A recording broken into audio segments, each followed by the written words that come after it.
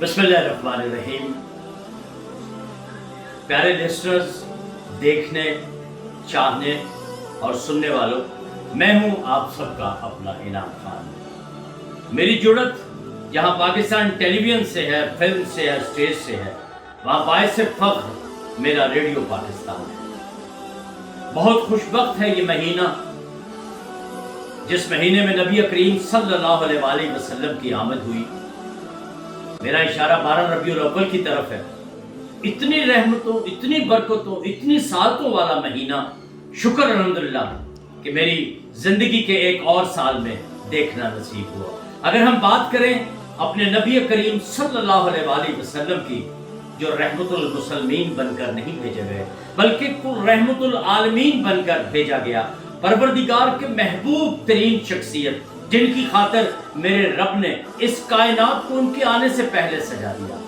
आप हुजूर की बात और आप हुजूर की जिंदगी के कौन कौन से वाकयात शेयर करूं कि आप हुजूर ने बिला तफरीक मजहब को जहन में रख के, कौमों को जहन में रख के सबके लिए रहमत का बायस बन के आए।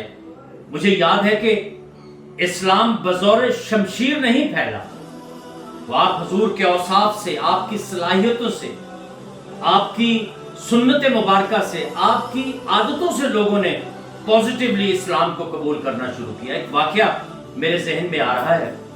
एक बुढ़िया अपने घर के बाहर अपने घर का काफी सारा सामान इकट्ठा करके खड़ी, गठड़ी बना के बैठी, कूच का इरादा हुआ तो मेरे महबूब मुस्तफ़ा नबी करीम सल्लल्लाहु अलैहि वसल्लम का जब वहां से गुजर हुआ तो आप हुजूर ने देखा कि शायद ये बुढ़िया किसी मदद के लिए बैठी, तो आपने फरमाया, जी माँ जी, आप क्यों बैठी हैं, हुक्म करें, मैं आपकी को खिदमत कर सकता हूँ। तो बुढ़िया कहने लगी कि बेटा, ये गठरी बहुत वजनी है, मैंने जरा दूर तक जाना है, गठरी उठा के मेरे कांधे पर रख दे। सुभान अल्लाह, मैं कुर्बान उस सामना के लाल के, आप हुजूर ने न सिर्फ वो गठरी अपने कांधे पे उठाई और बुढ़िया को कहा कि चलो माँ जी, मैं आपको छोड़ के आता हूँ, कहाँ तक जाना है। कई मील का सफर, महबूब मुस्तफ़ा, जो मैं समझता हूं कि रहमतुल आलमीन मेरा परवरदिगार जब बचपन में चलते तो बादल साया कर देते। सुभान अल्लाह, चरिंद परिंद दरिंद भी आपकी जुबान को समझते और आप उनकी जुबान को समझते। सुभान अल्लाह, जब वो बुढ़िया उस मुकाम तक पहुंची तो कहने लगी कि बस पुत्र, मुझे यहाँ उतार दो, अब मेरा सामान यहाँ उतार दो। तो आप हुजूर ने पूछा कि क्या मैं आपसे ये पूछ सकता हूँ कि आप वो अपना इलाका, वो रिहाइश, वो छोड़कर क्यों यहाँ आई। तो उसने मोहम्मद सल्लल्लाहु अलैहि वसल्लम का नाम लेके तौबा नौज़ुबिल्लाह आप हुजूर को बुरा भला कहना शुरू कर दिया और गालियां देने लग पड़े। जो जो उसकी गालियों में शिद्दत आती गई तो नाम मोहम्मद जो था वो मुस्कुराने लगा, आप हुजूर के चेहरे पे मुस्कुराहट फैलती चली गई। तो उन्होंने कहा, वो कैसा कमबख्त तौबा इस्तग़फ़ार आया है, जादूगर है, अपनी जादूगरी से लोगों को मुसलमान बना रहा है, जो एक दफा उससे मिल लेता है वो कलमा पढ़ लेता है। तो मैंने कहा, इससे पहले कि वो मेरी आंखों के सामने आ जाए, पुत्र तुमने बहुत अच्छा किया मुझे यहाँ ले आए।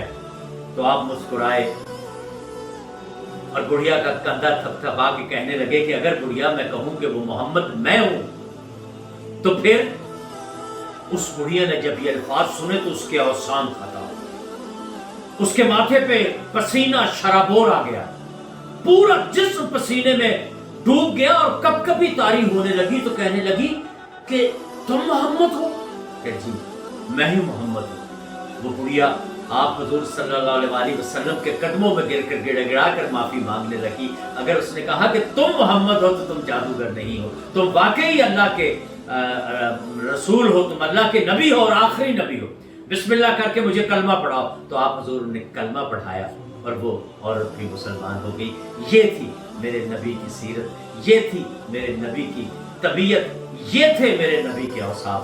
काश हम सब भी इन्हीं बातों पे अमल शुरू करें और इंशाअल्लाह हम उसी नबी की उम्मत हैं, वही नबी हमें इंशाअल्लाह ताला बुराइयों से महफूज रहने की तरकीब करते हैं। जज़ाकल्लाह।